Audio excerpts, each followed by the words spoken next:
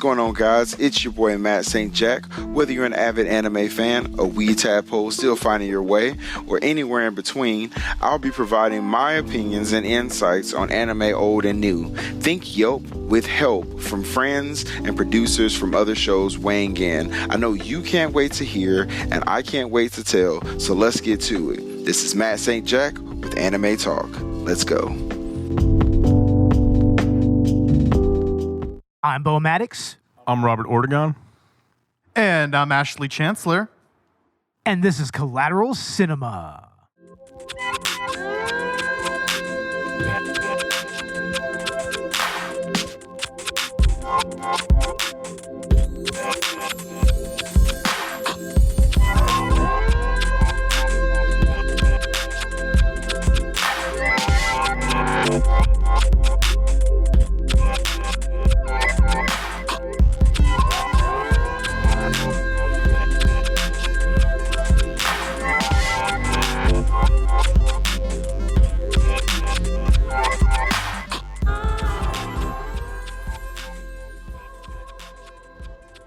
Welcome to the Halloween edition of Collateral Cinema, the only movie podcast that matters and the scariest podcast that matters, where we focus on good movies, bad movies, scary movies, and everything else in between in the world of cinema. We are podcasting straight from Haddonfield, Illinois.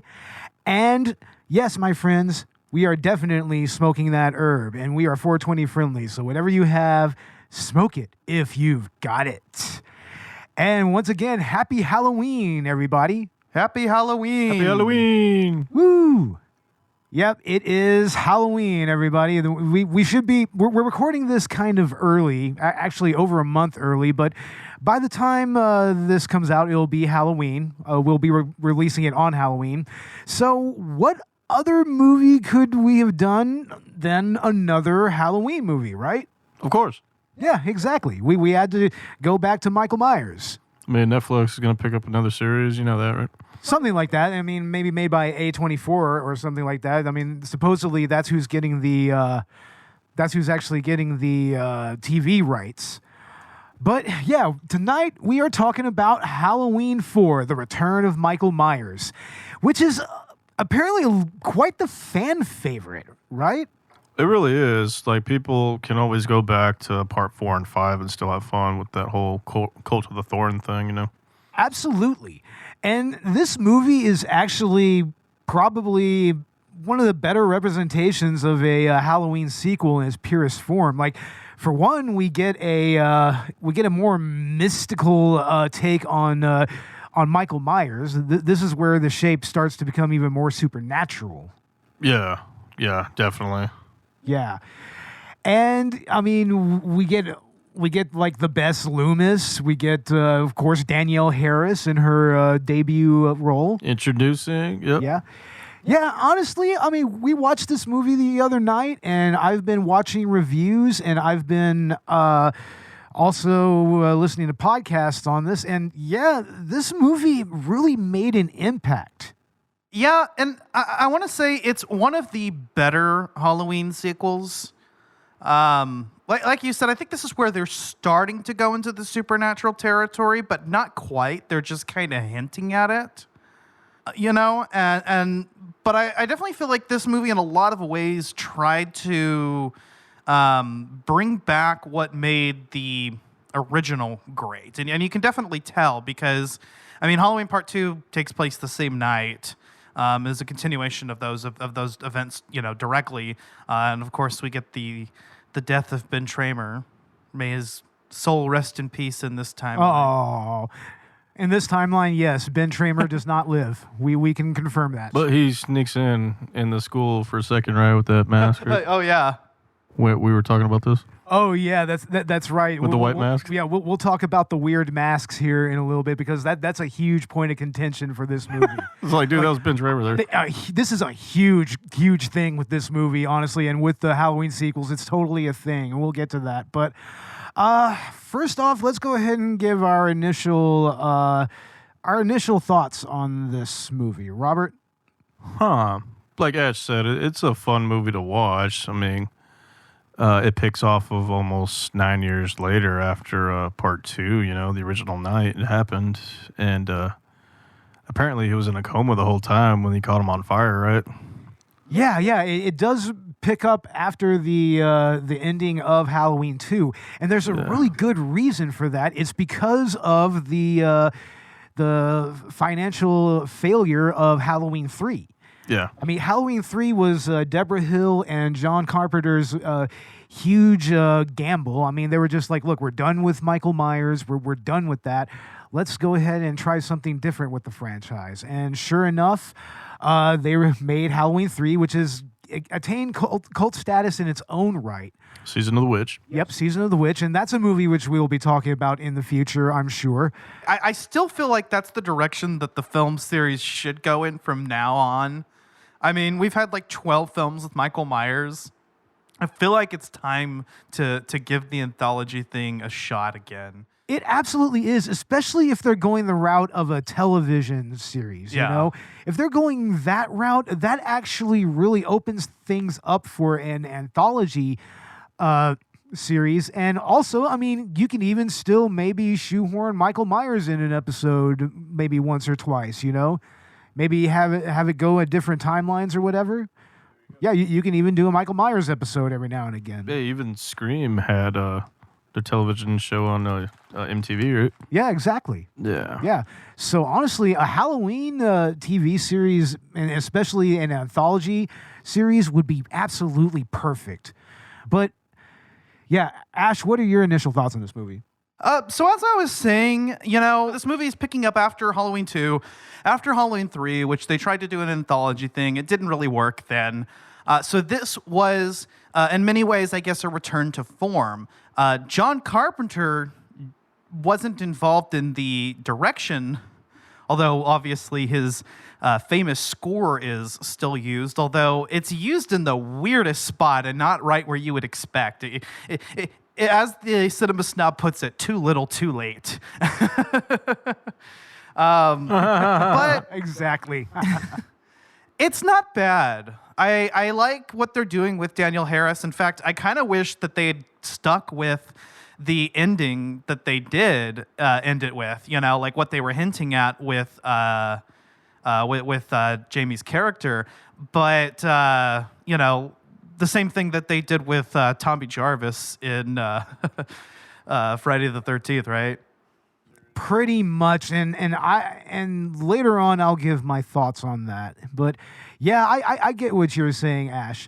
For me, I mean, this movie, it is the better of the sequels, but I mean, I have a few issues with it. But I mean, first, let's go ahead and get into the actual cast of this movie.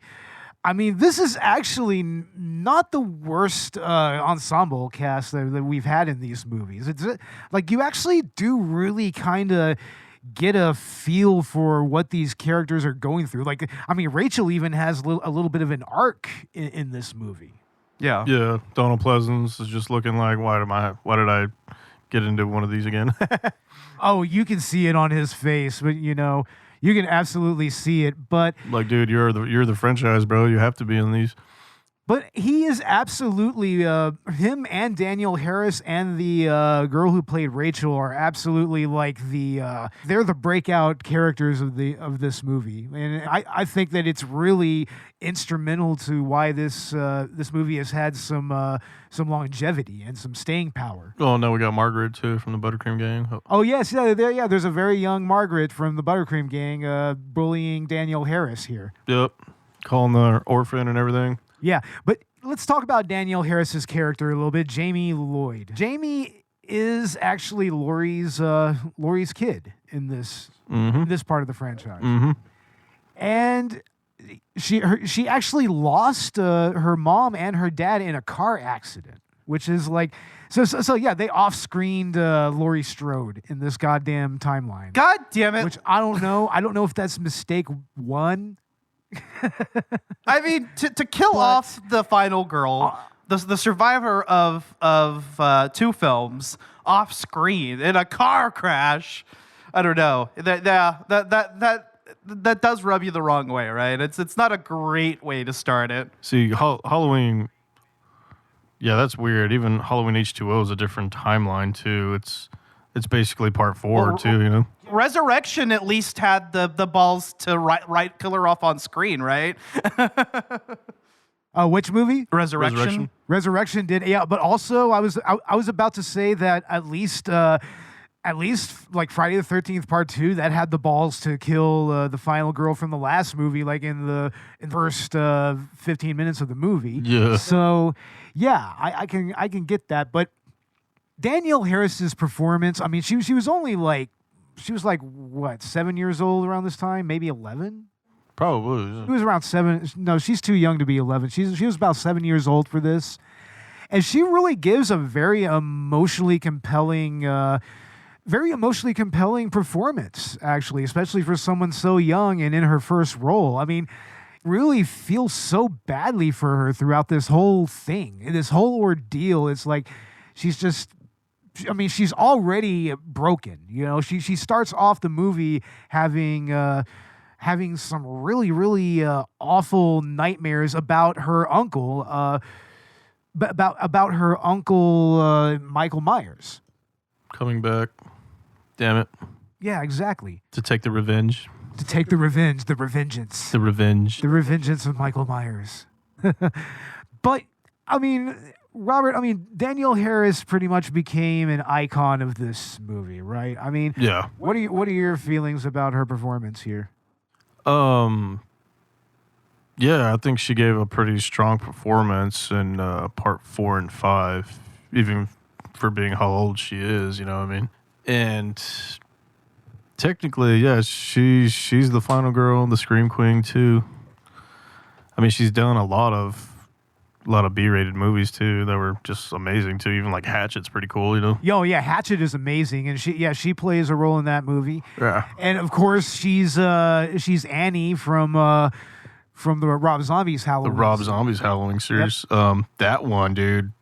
I mean, forget part 2. I mean, the first one's amazing too. Yeah, and honestly, I feel like that kind of further cemented her status as a horror icon, because out of that, we got her podcast with Scout Taylor Compton. Yeah, that actually revamped her career, right? It did, and I mean, she's a darling of the festival circuit. She's always at different festivals, along with like Felissa Rose and whatnot. Yeah, I have not met her yet.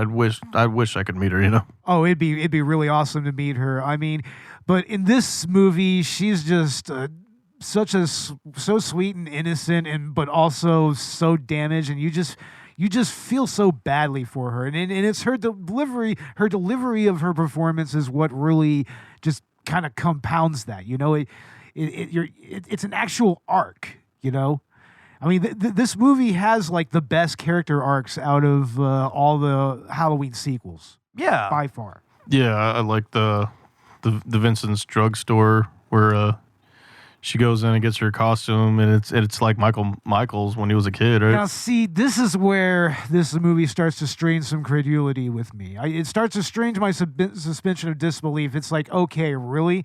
Are they? It's like, first of all, in this scene that we're talking about, it's on the TV right now at Vincent's Drug. First of all, they're still selling the motherfucking Michael Myers masks. Yep. The shitty one. They're still selling that after 10 years after the original massacre, where 16 fucking people were killed in one night. Why is that thing still on the shelf? Why is it on the shelf? Except they're all like not the right masks.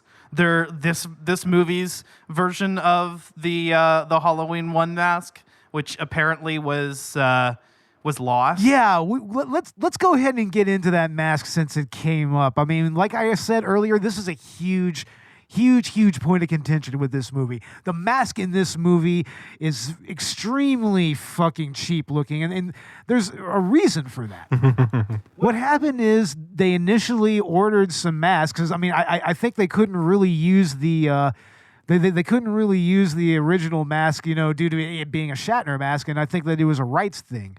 But what happened is the masks that were shipped to them from the VFX company, they were flesh toned with blonde hair. Like they literally looked like just a mask of a human being, you know. But the funny thing is like the VFX guy, the costume person or whatever, they just went ahead and had to spray paint the fucking mask and dye their hair all over again. So that's why the mask looks like this. And I mean, apparently there's a couple of shots in the movie where you can see the blonde hair, flesh-colored Ben mask. Tramer. Yeah, the Ben Tramer mask. It's Ben Tramer, yeah, dude. It's Ben Tramer. It's like it's It like is Ben the Ben Tramer just Tramer mask. automatically just. It absolutely is the Ben Dude, Tramer I'm telling you, he mask. popped in from another multiverse. I don't know. He had to have. But yeah, that is something that Halloween fans apparently they've been really, really pissed about how the quality of the masks, like even somewhat in like Halloween, in the Rob Zombie Halloween movies. It's like they've even criticized those masks, and I mean, for fuck's sake, that mask was so tattered by the end that, Yeah, in part 2, it was like half the face was missing. I was like, holy shit. Absolutely, yeah. But the other best character in this movie is, of course, Dr. Loomis. But actually, hold on. I want to go back to something. I want to go back to that fucking clown costume. That's where this movie strains credulity for me. Is how the fuck are they? Not only are they selling the Michael Myers mask, but they're selling the exact same fucking clown costume that Michael wore when he killed his sister. That tore a whole town up, right? That tore a whole town up. Really? Are you fucking kidding And they me? just stuck it right back on the shelves. Seriously, with no irony and no awareness whatsoever. But okay, on to Dr. Loomis. Donald Pleasance himself. Like, he himself has some interesting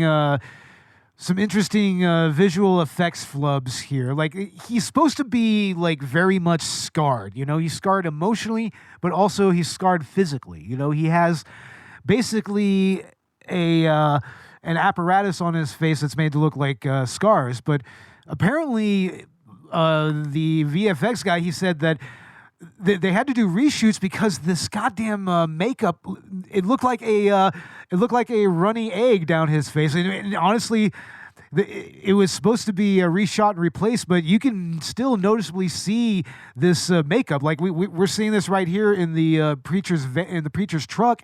You could totally see the sunny side up egg look on his face. Like he has a fried egg, like just slithering down his face or whatever. So you can still see that here and there. And I mean, of course, Donald Pleasance was not pleased about that. Nobody was pleased about it. Fuck.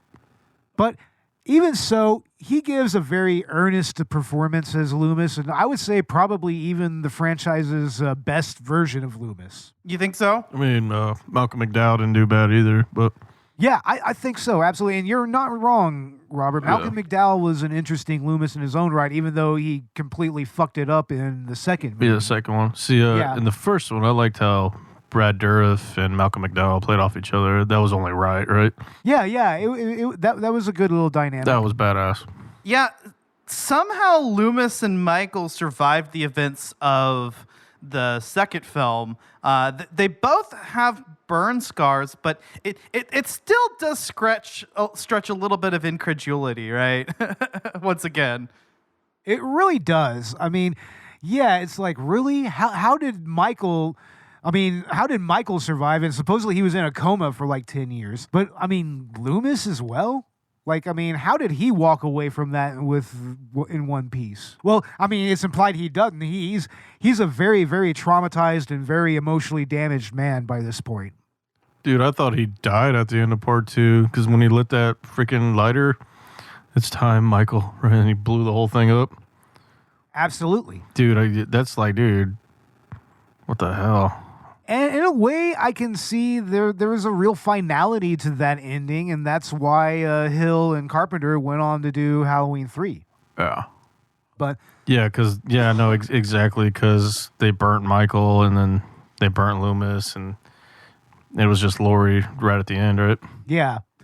But here, like, Loomis comes back to Haddonfield, and he goes back to the asylum, to the state hospital, and of course, they're fucking transporting Michael on Halloween again to another facility. And he's literally showing up like, what the fuck are you people doing? Why didn't you call me and talk to me about this?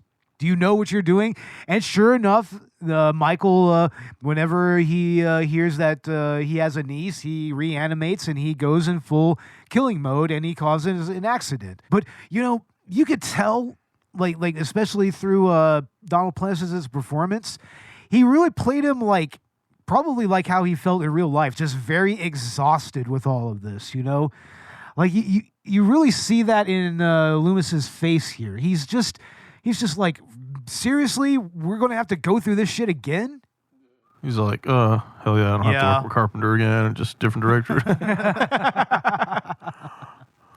Yeah. And it's interesting, too, because he comes to the police department and he starts bringing up that Michael's back. And there's a part of the audience that's wondering, shouldn't they take him seriously? He's been right about this twice before, so... Yeah, like when he's in the office. But the inverse of that is they actually do take him seriously, especially when they realize that the phone lines are out. Yeah. Yeah, to be fair, they do take him seriously pretty quick, actually. Yeah, which is a complete inverse from the original movie and everything. So in many ways, it does feel like this movie is kind of retelling the original somewhat, but also kind of not in a way. And especially through the way that Loomis is portrayed here. I mean, and we're at the scene with the police department, with the sheriff's department and everything. And I mean, he's just like, I have seen at least 6 bodies between the last town and Haddonfield. It's like, look, it is Michael Myers. We need to get out of here. And then the sheriff is just like, okay, yeah. Like, yeah, he's grabbing his jacket and grabbing his shotty and he's going out there. So... Yeah, it's nice to see Loomis actually taken seriously for a change. Yeah, he had to travel like 4 hours from where he was at originally. Exactly. Oh, man. And then on foot. But, yeah, Loomis is great in this movie. I mean, and and Donald Pleasance, honestly, him alone is worth admission to this movie. But I also like the character Rachel Crothers. I mean, She is at first seems kind of one note a little bit. She's just all about Grady. She kind of acts a little, dare I say, bitchy about Grady. But after Grady just kind of is out of the picture for her as far as she's concerned, she immediately starts to put her focus on Jamie, and their dynamic as foster sisters kind of grows, and then she actually starts making some pretty smart decisions with Jamie and everything. And honestly, I think as far as being the new final girl here, I mean, I don't think she's half bad. No, not at all. Okay. In fact, kind of having Rachel and Jamie as both final girls in a sense, I think really does work for this film, and especially setting up the twist ending. But Rachel as a character, I mean, yeah, she does come off a certain way during the earlier parts of the movie, but I feel like she does come into her own by the end, and she is also somewhat defined by her relationship with her foster sister. That's something that's prevalent early on in the film, actually. It absolutely is. And I mean, in the end, she does show a lot of resilience in the face of Myers' full-on assault, especially near the end of the movie, which is honestly, I think, one of the better ending sequences in this franchise, which we'll get into here in a little bit. Oh, the Corey ending? Yeah. Well, yeah, the Corey ending. Fucking stupid. But, yeah, she's honestly, she ends up being likable, even though she's a little snotty in the beginning, and even hurts Jamie's feelings a little bit. I mean, in the end, she shows some strength. Kind of stands up to Laurie's example a little bit. But, I mean, there's also some other interesting characters here. Like, Grady is kind of interesting in his own right, even though he's just kind of the bonehead crush that Rachel is into. Oh, the stoner from Dazed and Confused? Yeah. But, I mean, he he ends up getting having a little sexy time with Kelly Meeks, the sheriff's daughter, right? Yeah, telling you he could have been a Sean Hunter from Boy Meets World. He could have been one of the hunters. Yeah, there's that scene where Rachel's out trick-or-treating with Jamie, and then they go to the Meeks' house, and sure enough, Grady's there after their date was after Rachel and his date was canceled and everything. And it's just like, ooh, but it's like, I mean, Kelly is just in there and just in a t-shirt and whatnot, and yeah, they get it on a little bit. But then she just ends up being braless for the rest of the movie, like just in a shirt. It's like, I'm just looking at Robbie. It's like there's just free titties, just there, you know. You know Just what I'm free mad and about? open, no bra whatsoever. You know what I'm mad about? We didn't get to see bare titties. I know. Yeah, well, I don't know. This movie is fine without them. If it was a Jason movie, I mean, the sex scene in this movie, there's just one of them, and it's actually really tame. They don't show anything. Well, I mean, compare that to the very first movie. I mean, that one was pretty tame. That's true as well. That's like, true. I mean, that one was very tame, both when it came to blood and when it came to sex. But of course, the second one went a little more all in on the nudity and the sex and whatnot. Like we had that immortal hot tub scene, right? Halloween 2. even in part 5 too, they have like sex in the straw, right? Yeah, exactly. In the barn.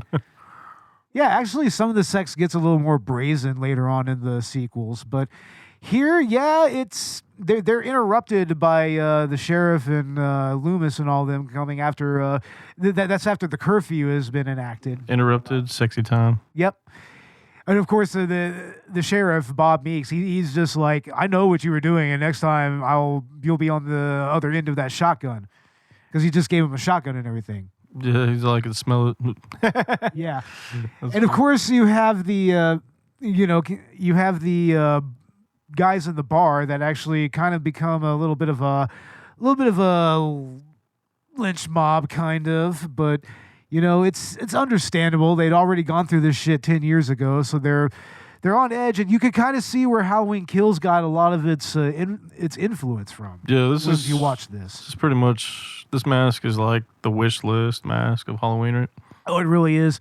But honestly, I was expecting somebody to start saying "Evil Dies Tonight" like any second. Yeah. That's funny. Robert, you compared Kills to 4, didn't you? Back when it came out. Yeah, Yeah, you did. Yeah. because of Daniel Harris's performance at the end of part 4, is Yeah. a lot like Corey when he took on the. Well, that the shape, ends, but with Yep. Kills, with the whole Evil Dies Tonight thing, I think that there's a Kills. clear comparison, to Halloween 4 with the whole mob thing, right? Oh, the lynch mob thing? Yeah.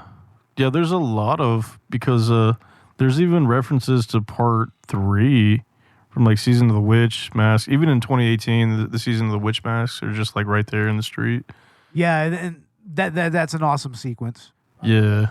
But yeah, I think that honestly, Rachel is a pretty strong final girl for this particular movie and everything.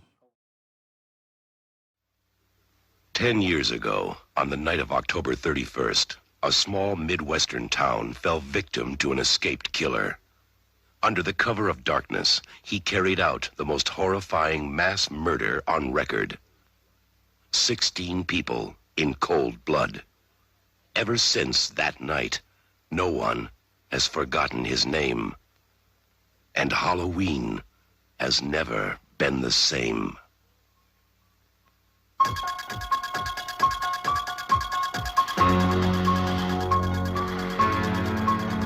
Now, Michael Myers has come home.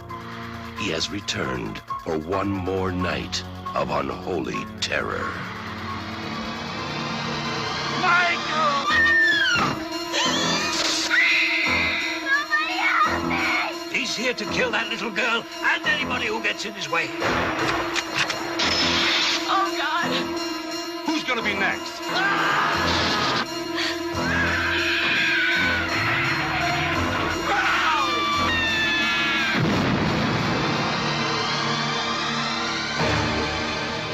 Halloween 4, The Return of Michael Myers. Maybe nobody knows how to stop him.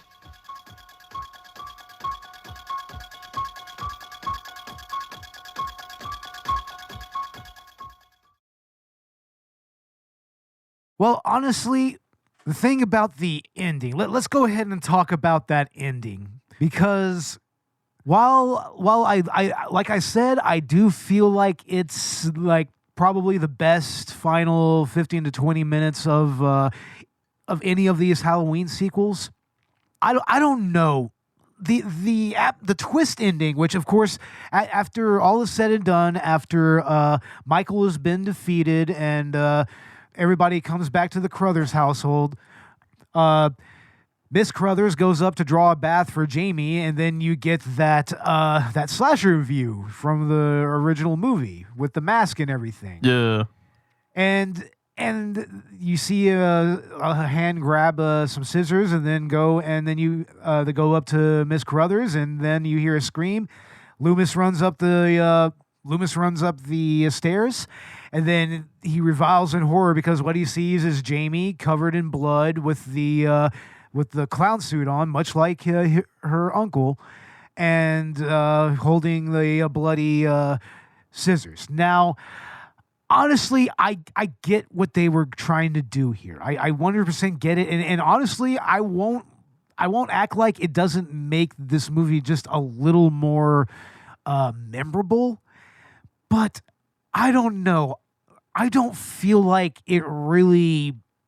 I don't feel like that ending was really earned all that well because, I mean, other than Jamie getting the costume, I really don't think that there's any real build-up to her, like, having any real inclination like that, especially after having been just completely just run around town and chased by her madman uncle. I mean, I don't know. It doesn't feel right to me that she would just, like, not even a few minutes after coming home decide to go full on the shape like that. It's like, where did it come from? Yeah. You know, like where in Jamie's character was that ever really alluded to? I think I was telling you, it's like one of those Friday the 13th endings where they're weird, where the mom or the son keeps pulling somebody into the water. Yeah, exactly. I mean, I don't want to call it an ass pull, but it comes dangerously close to that for me. Yeah. You know, and I know that's probably a controversial stance to take because I mean, a lot of people really like this ending, and I mean, like you said, it did influence what happened with Halloween Ends. I mean, we get another kind of similar vibe with Corey and whatnot. Even Nightmare on Elm Street, that ending, Wes Craven didn't like that. No, where the mom gets pulled through the door, and obviously you can tell it's a dummy. Yeah, like going through it, and then it's we're just back in Freddy's nightmare world. Yeah. It's like, the original ending was supposed to be the kids go off in the car, and then the kids are jump rope singing, and then it just fades out, cut to black, right? That would have been fine, honestly. I think that would have been a perfect way to end that. Yeah. And you could still have probably done a sequel even with that. They didn't have to sequel bait that hard. Yeah, they actually tried to get producers just to even see the showing, but... Yeah. I don't know. It took a while for it to roll out, though, actually. But here, for me, this ending feels off, you know? And what's even worse is they really didn't go that far into it in the next movie, you know? Yeah. I mean, part 5 is cool how it picks up from part 4 right after it. I mean... Where they shotgun him, and then he falls into the cave, right? And they throw dynamite in there, right? Yeah, we'll have to watch that again. But I don't know. What do you guys think? I mean, is this ending justified? Does the script justify where it ends up there? No, it really should just... I think it left it with a cliffhanger more than anything, right? It feels like it, but I mean, what I'm saying is that, you know, was it really deserved? Was it well deserved? Was it a deserved ending for this movie and for this character? Because I'm not really all that convinced that, you know, Jamie had that in her. Yeah. I think it's mostly just take it or leave it type of thing, right? Yeah. Yeah. Probably. Does it make sense? I don't know. Does it have to make sense? I don't know. I mean, I think maybe it somewhat does, because like I said, just look what Jamie went through, and look at how broken she already was from what happened to her mom and everything. Yeah, so she's got abandonment issues, obviously. Childhood trauma too. And then she starts seeing Michael in her dreams and everything. Oh, dude, she saw Michael before she even saw him, right? Exactly. No, she was already dealing with Michael's specter, even before the killings begin. Yeah, there was 4 of them that popped up in the beginning. It's what the hell is going on? Yeah, that opening was cool. Was weird. That dream sequence was weird. It really was. Where there was 4 of them. I was like, what the hell's going on here? Yeah. Ash, what do you think? I think that at least it would have been interesting if the series went in that direction that the ending was going in. I think it's a little worse that they just ignored it. I don't know. I mean, I know that they do technically address it, but I thought it was pretty interesting. Yeah. I thought it was pretty ballsy. It was the thing that this movie tried to do quite a bit differently. And the movie is just goofy enough and I think self-aware enough that, it kind of did fit with that aesthetic. And I mean, overall, I think, you don't really have to take it too seriously. Yeah, I mean, Yeah, but I still just can't really help but feel like, I don't know, it feels almost in a way like it was kind of tacked on at the end a little bit. Yeah, I know what you mean. It's we're gonna need an ending, and a lot of them are like that. A lot of them fucking change the original ending, and yeah, a lot of them leave it with the cliffhanger like that, or with just I don't know. It's just something they did a lot in the 80s too, right? It really seems that way. It really is, yeah. I mean, the ending to Sleepaway Camp, right? How fucking weird was that, right? No, I mean, I would say that is an example of a movie earning its ending. Because, especially in the way that, you kind of knew it was Angela, but you kind of didn't. But that's true. But then just turning around, then it turns out that she had a forced gender transition, and it's that's shocking, and it's also shocking because of how sweet and innocent Angela was throughout that movie. But here, I just don't feel like it was done as well as Sleepaway Camp did it. I don't feel the connection between the ending and what the story was saying. Where the story was going. I don't feel that connection. Feel the connection. You don't feel the mask. I don't feel the mask. You don't feel the Party City Walgreens mask, and the cheap latex. God damn it. Now, the script for this movie, it's interesting because it has a little bit of parallel with some recent events. This script was written in 11 days.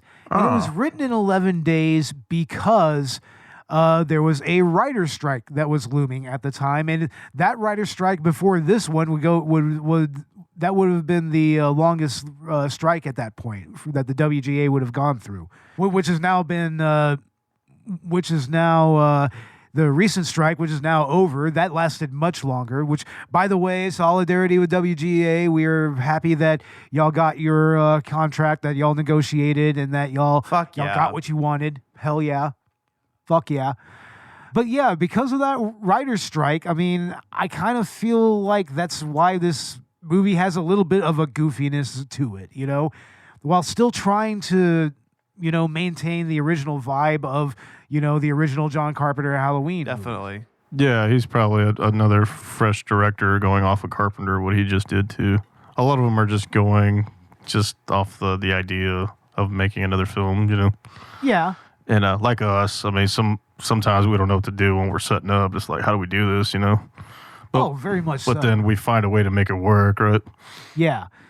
Yeah, but honestly, I don't think that, other than my issue with the ending, I don't think the script in this is bad at all, honestly. I think that it flows well enough. I mean, the pacing is, not the worst in the world, honestly. Yeah, I mean, the idea of leaving it off, I guess she's or Laurie Strode's next of kin would be Jamie Lloyd. Yeah, oh yeah. And obviously, Michael's trying to, kill the last of the bloodline. Yeah. To his bloodline. Exactly. And he seeks that out in part 5 and part 4, or part 6 too, right? Absolutely. In the curse. Absolutely. But honestly, what I like about the script is how it it gave Michael Myers even like a little more intelligence, I feel. Like he does a full-on assault, not just on Jamie, but on Haddonfield itself, Which, obviously that's what they were trying to go for with Halloween Kills and Halloween Ends. Michael Myers is this one-man force, and he brings this town to its knees every time he escapes. And here, he actually, it's almost like he has a rhyme and a reason to what he's doing. Even throwing that guy at the on that electrical transformer and everything. Even that right there. That shows, he actually has almost like a plan in a way, which makes you wonder. It's like, was he faking the coma for 10 years? Was he just planning his revenge this whole time? And he was just waiting for the right moment, but then he learned that he had a niece, and it was just like, well, fuck it. I'm going to go and get my niece. That's true, and it's all about timing. That is true. Is. Yeah. That is true. Yeah. But yeah, I think that, most of these sequences in this movie, and especially, like I said, that final 15 to 20 minutes at the Crothers house, it's some pretty eerie filmmaking, I feel. Now, the cinematography, though, I feel, I do think that it's interesting how they use lighting to convey nighttime here, which was, in and of itself, would be kind of influential in horror and through the Halloween franchise. But honestly, sometimes I feel it feels a little too samey most of the time. It doesn't convey a whole lot of outright personality. Yeah. But like I said, the lighting in this movie is interesting, especially when you go into this basement and everything, especially in the Crothers house at nighttime. But a lot of the daytime shots, though, it kind of it was filmed in a different aspect ratio, and it was. And it feels a lot like a television movie. It feels very made for television sometimes. Oh, those open cinematography shots? Yeah. I was like, dude, I've seen a lot of those in fan films. I was like, dude, we can do that filming out of Castroville if we wanted to. Which kind of shows, once again, how influential this movie has been, especially on the fandom, especially if they're using those types of shots and as a direct homage to this movie. Yeah, the beginning of Halloween 4, and I've seen that in a lot of fan films, and that got me watching fan films more than anything. Absolutely. Just off of the idea that somebody can take another idea, an existing idea, and just try to make their own thing too, Yeah. I don't know. It's cool though.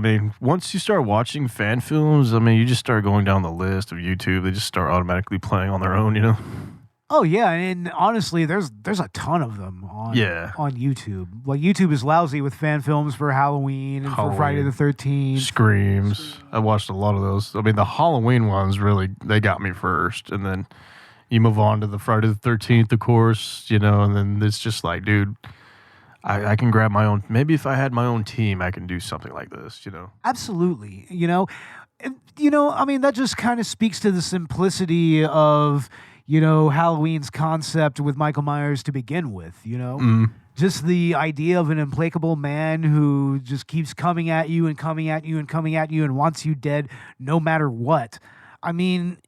It's compelling, and there's a reason why it influenced the slasher genre like it did. Exactly. It got everybody on board. It's like, okay, what do we do, right? Exactly. But especially all these years later, the passion that the fandom shows to this franchise, I do feel it's a kind of unique in horror fandom, even though I won't lie, I don't really agree with.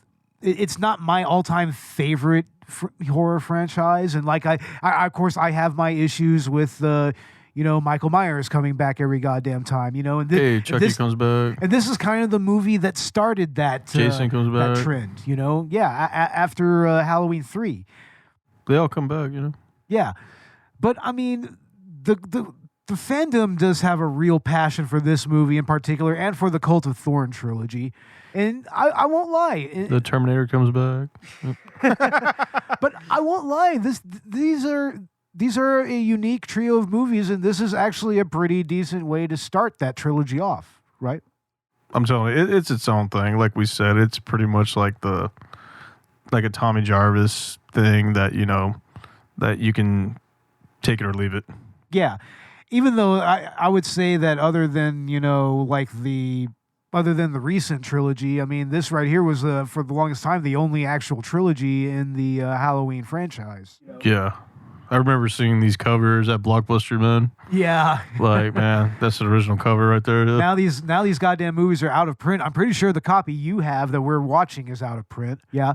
It's like, I mean, I saw Halloween 5 going for like $50 at CD Exchange the other day. So I think that may be an old Walmart release right there. I got you. Back in the day, right around on Halloween when they do those releases. Right? Exactly. Yeah, I got you. But yeah, quick question, y'all. How does this rank as a movie to watch on Halloween or around Halloween time? I mean, what do y'all think? Is this like the most Halloween of all the Halloween movies? Actually, it's pretty popular with the AMC's Fright Fest. It really is. You know? It's actually around there right now too. Yeah, exactly. I mean, I don't know. I feel like that this is the movie, other than the first one and maybe 18, that truly encapsulates what Halloween as a holiday, what Halloween as a movie franchise is all about. Yeah, see, the first one, you're right. They try to go back to the beginning again almost and try to give us that, relive it from the first one again almost. Although, interestingly enough, we don't get the jack-o'-lantern intro. Yeah. We don't get that. No. We just get shots of Haddonfield. Yeah, we just get those shots of the countryside of Haddonfield. But yeah, I feel like this is the one movie that encapsulates the holiday probably just as much, if not more so, than the first movie and the third movie. Like, I think that the third movie is even more Halloween as a holiday than anything. Like, I mean, for fuck's sake, it's centered around Halloween masks and shit. But they were trying to push their 3 products out, right? Yeah, exactly. But here, it's like you really just kind of get it all, when it comes to Halloween as a movie and Halloween as a holiday. Hell yeah. But another final question. How do you think this movie ranks among the rest of the franchise? I think it belongs... How does it rank against it? Against the other entries in the movie, in this franchise. It's its own universe too. I think it belongs right there too with its own timeline. Absolutely. Just so you can have fun watching them again and again, right? Like, yeah, and it is very, very watchable. It's very watchable. Yeah, like automatically when I'm watching 4, I just want to go straight to 5 and then 6 again. Yeah, I mean, it does. I mean, other than the whole thing with Jamie and becoming a new shape or whatever, I mean, it does have a pretty interesting trajectory throughout the other 2 movies. But then I was telling you the cover of the cover, the when they sold it, right? The original cover, it looks like shots of the original film, right? Like, yeah, they have the original mask from the first movie. Exactly, and then the house in the background, that's the house he stalked from the part 1. Yeah, but we don't get that here, right? Like, the mask we get in this movie is a travesty. No, we get the Fisher-Price version, the McDonald's version, with a kid's meal. It's like the Halloween mask on Wish. Yeah, it's the Wish mask, man. It's like that's exactly what it is. Ash, what do you think? Where does this movie rank amongst the other Halloween movies that you've seen? I think this one is on the upper half of the list. It's not a bad movie. I actually did enjoy it. And again, I think the fact that it doesn't take itself so seriously really helps, you know. And I will say, if we do have to do another Michael Myers story, at least the most interesting jumping off point would probably be the Thorne timeline. But I mean, maybe if they bring back Paul Rudd. Man, I always said that too, man. Dude, Paul Rudd. he still looks the same like he did in the Halloween 6. So, dude, bring back Daniel Harris and bring back Paul Rudd. That's perfect. There you go. There you have it. Actually, technically, Daniel Harris's character died in part 6, but it wasn't Daniel Harris. That's right. They did kill her character off, didn't they? Fuck. Yeah, they did. They took the baby and they killed her off. Yeah, that's right. They did. But no. I mean, if you have to do another Michael Myers story, and I mean, what else are they going to do? Reboot it again? Start after Resurrection? Right? Rob Zombie 3? I know, right? Yeah, we thought about this a lot. I don't know, with the movie rights up in the air, anything's possible, I guess. And John Carpenter says, "Hey, just keep making me money, right?" Yeah. He's just like cha-ching, cha-ching, cha-ching, cha-ching. It's like salary earning noises. Dude, he hasn't directed anything in 20 years almost. He's still making money off of it, and he still makes music and whatnot. And he's there's a talk of him coming up with another movie right now, him coming out and directing again. That would be awesome. I'd like to see what happens. But anyways, I guess we'll go ahead and get into our final thoughts here.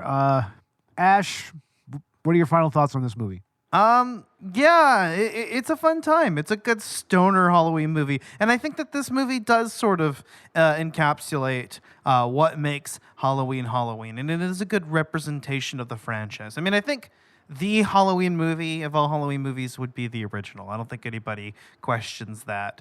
But this would be another good choice. And I think all around it's just a good time. It's not trying to be anything it's not. I love that the mask changes to the blonde Ben Tramer mask just in the middle of the movie. I think that's actually pretty cool. I like it. It gives this movie character. Absolutely. Ben Tramer lives, right? Gets his revenge. Ben Tramer's revenge. It's like, just the way they did Ben Tramer is just so wrong, man. They did him wrong.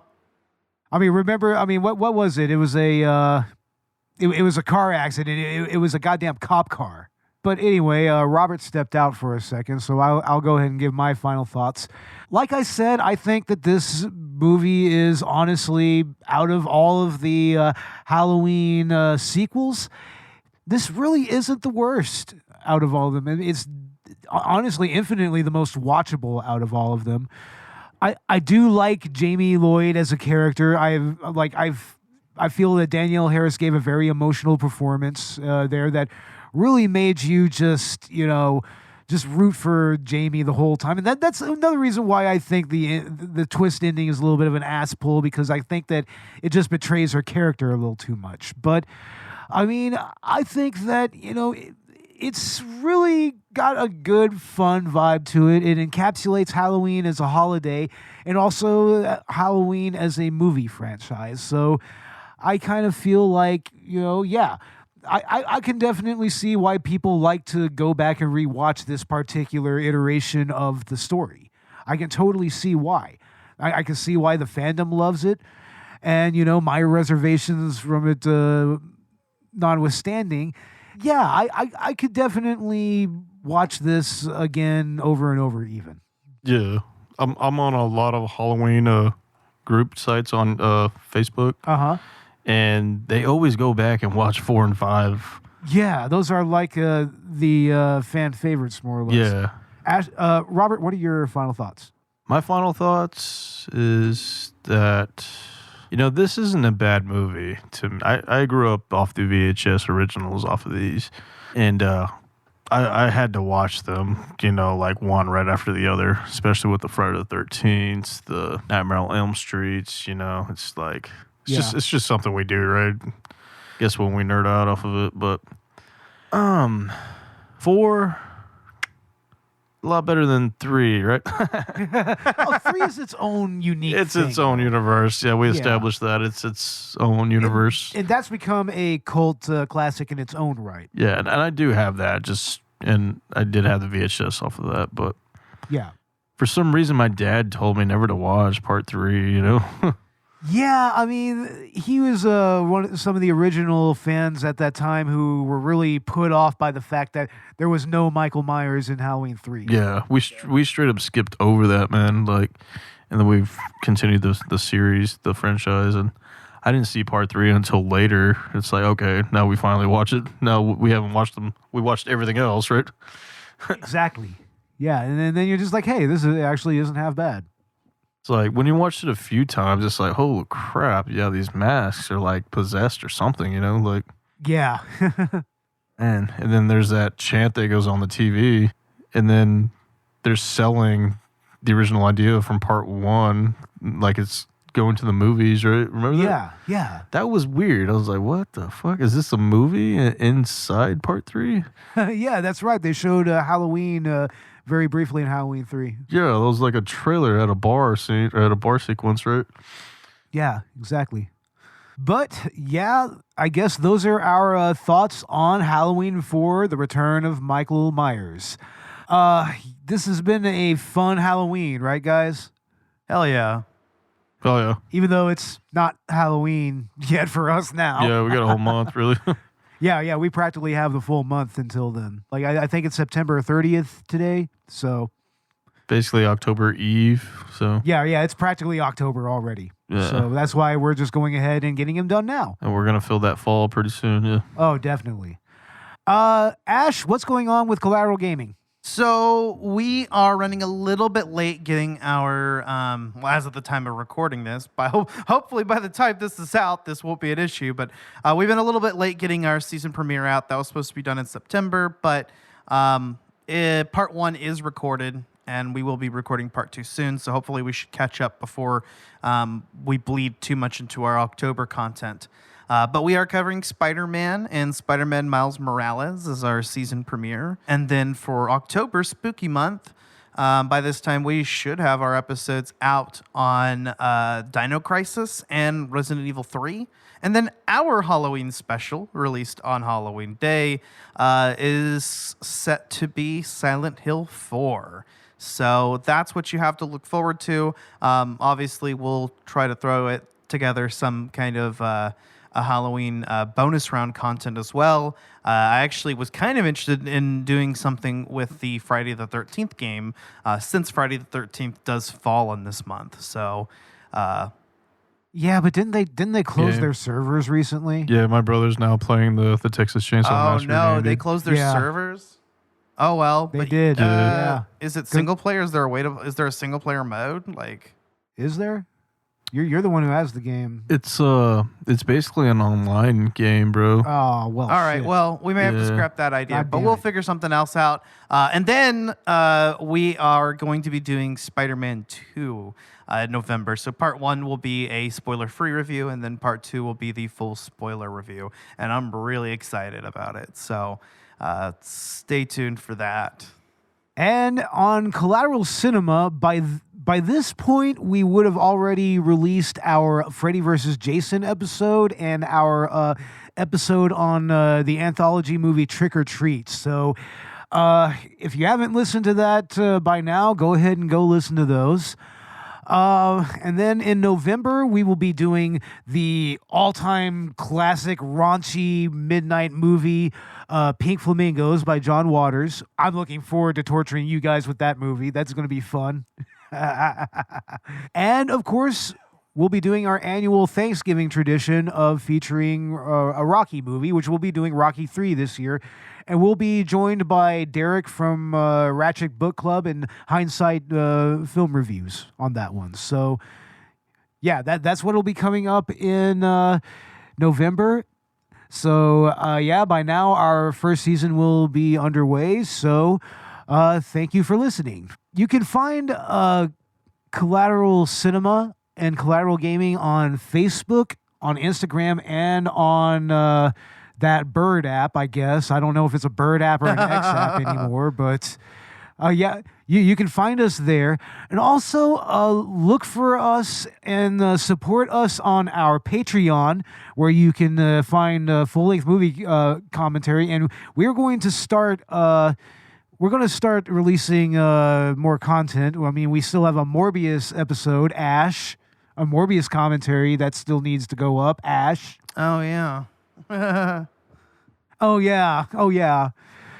And honestly, I think when we get the season underway, I'm going to start uploading the episodes before we release them, like at least a few days before.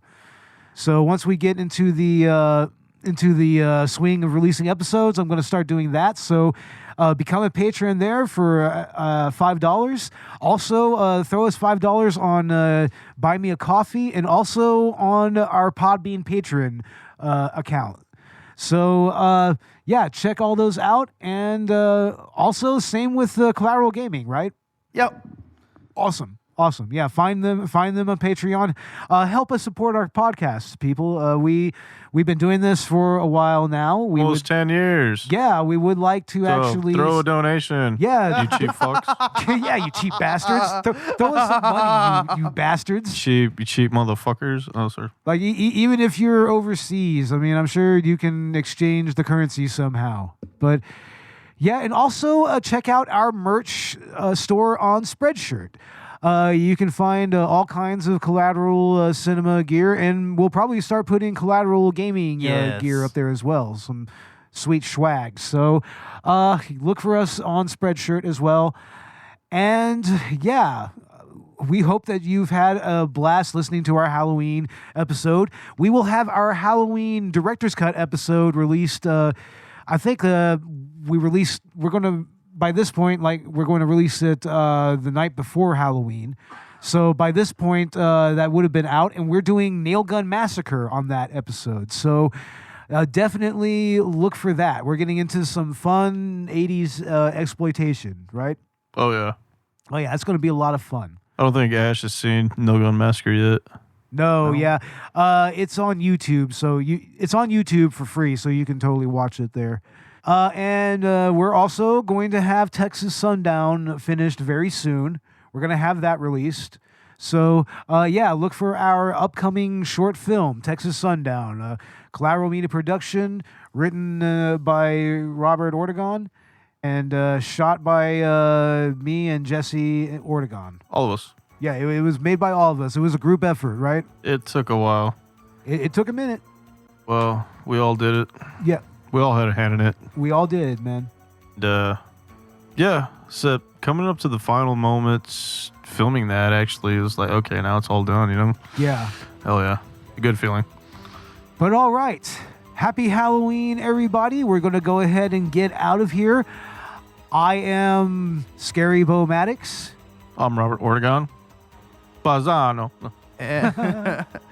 And I'm Ashley Chancellor. Yes, and ladies and gentlemen, support your striking actors and auto workers. Happy Halloween. Happy Halloween. Have a spooktacular Halloween. Happy Halloween. Laters.